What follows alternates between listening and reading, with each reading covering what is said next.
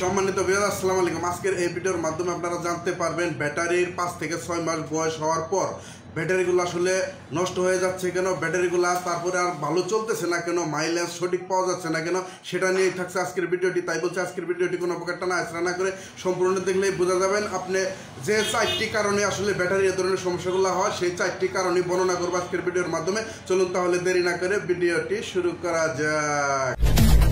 Automatic TV subscribe নাও। ফিরে এসেছি এবার ইন্টুর পর। আসলে ব্যাটারিতে বেশ কিছু সমস্যা থাকার কারণে এ ধরনের সমস্যা হয়ে থাকে। তারপরেও আজকে আমি আপনাদেরকে গাড়িতে কী কী সমস্যা থাকার ফলে এই ব্যাটারিগুলো আসলে লাস্টিং করে না, কম টিকে, এই বিষয়গুলো আমি আপনাদেরকে বোঝানোর চেষ্টা করি। প্রথমে আপনাদের ব্যাটারি চালিত ইজি বাইকের যে গাড়িটা রয়েছে, যেটা ইজি বাইক হোক বা মিশুক হোক অথবা ভ্যান গাড়ি হোক, যদি আপনার চাক্কা যদি জাম থাকে সেই ক্ষেত্রে কিন্তু বাড়তি একটা চার্জ খেতে পারে। পাশাপাশি মোটরের যদি ম্যাগনেট সমস্যা থেকে থাকে বা কয়েলের কোনো শর্ট থেকে থাকে বা কয়েলের ভিতরে গ্রিজ বা বাড়তি শক্তি ব্যবহার করা লাগে বা বিয়ারিংয়ের কোনো সমস্যা হয়ে থাকে যার ফলে ম্যাগনেটটা কয়েলের সাথে ঘষা খাইতেছে, এ ধরনের কোনো সমস্যা যদি হয়ে থাকে তাহলে কিন্তু সেই মোটরের কারণে আপনার 120 থেকে 30 কিলো চলা গাড়িটাও 50 থেকে 60 কিলো চলবে।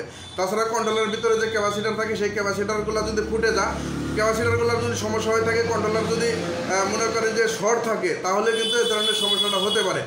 তাছাড়া আপনার গাড়িতে থাকা যে হাড়ি রয়েছে, হাড়ির যে বিয়ারিং, পাশাপাশি প্রিমিয়ামের যে অ্যাকুরেট যদি অ্যাডজাস্ট না থাকে, সেই কারণে গাড়িতে থাকা সমস্যার কারণে কিন্তু ব্যাটারি কম চলতে পারে, ব্যাটারি লাস্টিং কম করতে পারে।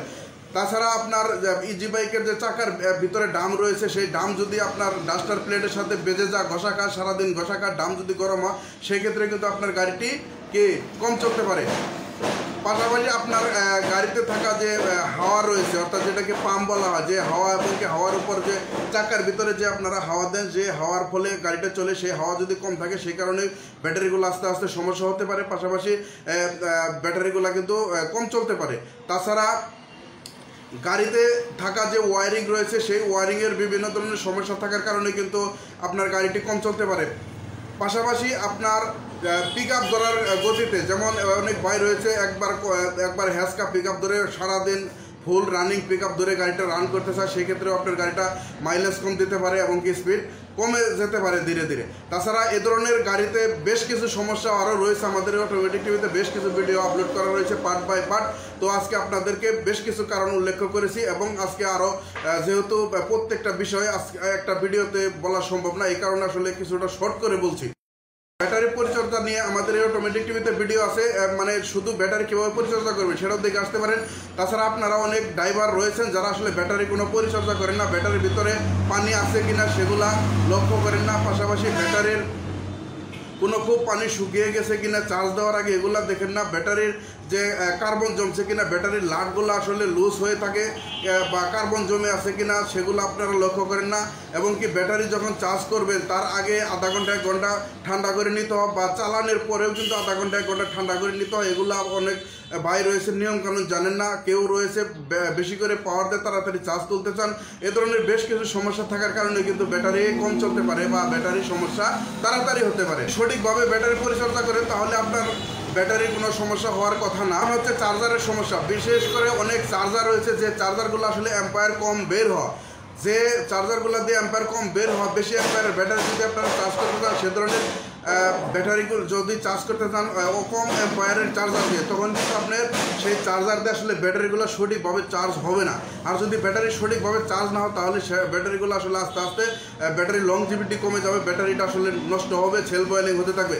তাছাড়া এই ধরনের ব্যাটারিগুলো, যেমন ব্যাটারি চালিত ইজি বাইকের যে ব্যাটারিগুলো, এই ব্যাটারিগুলো আসলে হার্ড চার্জ দিতে হবে, অনেকক্ষণ সময় লাগিয়ে যদি চার্জ দেন তাহলে খুব সহজে আপনি ব্যাটারিগুলো দীর্ঘদিন লাস্টিং করতে পারবেন। তাছাড়া যদি আপনার চার্জারের কোনো সমস্যা থেকে থাকে সেই ক্ষেত্রে চার্জারের অ্যাম্পায়ারটা বাড়িয়ে নিতে পারেন, ভোল্ট বাড়ানোর প্রয়োজন নাই।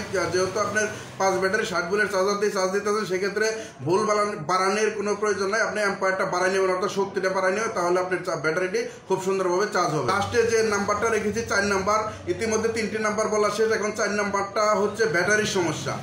বিশেষ করে যে নিয়মকানুনগুলো বললাম এগুলার ভিতরে যদি আপনি থেকে থাকেন, এইগুলার ভিতরে কোনো সমস্যা যদি আপনার গাড়ি এবং কি আপনার কোনো নিজের ভিতরে যদি ভুল না থাকে, তাহলে কিন্তু 100% ব্যাটারির ভিতরে সমস্যা।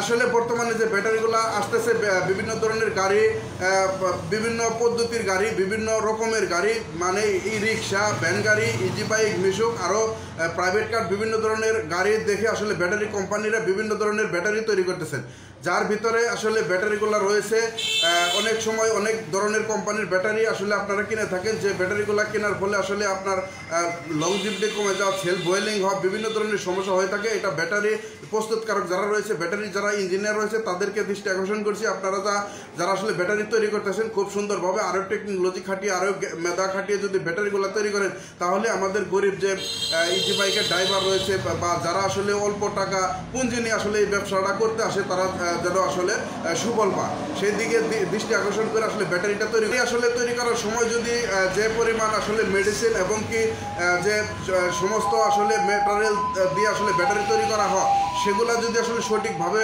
প্রয়োগ করা না হয়, সেক্ষেত্রে কিন্তু আসলে ব্যাটারিগুলো বিভিন্ন ধরনের সমস্যা হতে পারে। ব্যাটারির ভিতরে যে জোড়াগুলো থাকে সেই জোড়াগুলো আসলে ছুটে যায়, ঝাঁকি এর ফলে ছুটে যায়, পানি যদি আপনার ব্যাটারি কম থাকে সেগুলো ছুটে যায়। তো ইতিমধ্যে আমরা কিন্তু ব্যাটারিতে যে সমস্যাগুলো সেগুলো আসলে ড্রাইভার এবং কি ব্যাটারির ব্যবসা আমরা কিন্তু আসলে সমাধান করতে পারবো না, কিন্তু এগুলা সমাধান করতে হবে যারা ব্যাটারির উৎপাদক, ব্যাটারি তৈরি করেন, আপনারাই এগুলার দায়িত্ব নিতে হবে। আর ব্যাটারি আমরা ব্যবহারের সময় যে সমস্যাগুলো আমাদের সমস্যার কারণে ব্যাটারিতে হয়ে থাকে সেগুলা সমাধান করার দায়িত্ব আমাদের। আর ব্যাটারিগুলা সুন্দরভাবে তৈরি করা এবং কি ব্যাটারিগুলা আপনার কীভাবে তৈরি করবেন, কীভাবে তৈরি করলে আসলে লংজিভিটি হবে, বেশি দিন লাস্টিং করবে, সেগুলার দায়িত্ব আপনাদের উপরে ছেড়ে দিলাম। যারা আসলে ব্যাটারি উৎপাদক এবং কি ব্যাটারি আমদানি এবং কি ব্যাটারি প্রস্তুত করে থাকে তাদের উপরে এই দায়িত্বগুলা। আর আমরা 1, 2, 3 নাম্বার যে দায়িত্বগুলো রয়েছে সেগুলো আমরা আমাদের কাঁধে নিয়ে নিলাম। আমরা সুন্দরভাবে ব্যাটারিগুলো যদি আসলে পরিচর্যা করি, ব্যাটারিগুলো যদি আসলে যত্ন করি, ব্যাটারিগুলো যদি আসলে চার্জ করি, ব্যাটারিগুলো যদি আসলে ব্যবহার করি, তাহলে কিন্তু আসলে ব্যাটারি আসলে এত কম চলার কথা না। অনেক ভাই রয়েছে 5 থেকে 6 মাস, অর্থাৎ কোম্পানি থেকে 6 মাস গ্যারান্টি দিয়ে থাকলেও আসলে সেই 6 মাসই ব্যাটারিগুলো যায়, তারপরে কিন্তু আর ব্যাটারিগুলো চলে না। যার কারণে আজকের ভিডিওটি অত্যন্ত গুরুত্বপূর্ণ। আজকের ভিডিওটি কেমন ইনফরমেশন ছিল অবশ্যই কমেন্টে জানাতে ভুলবেন। আর কী ধরনের ভিডিও সেটাও জানাবেন। দেখা হবে নতুন কোনো ভিডিও নিয়ে, ততক্ষণ পর্যন্ত ভালো থাকবেন।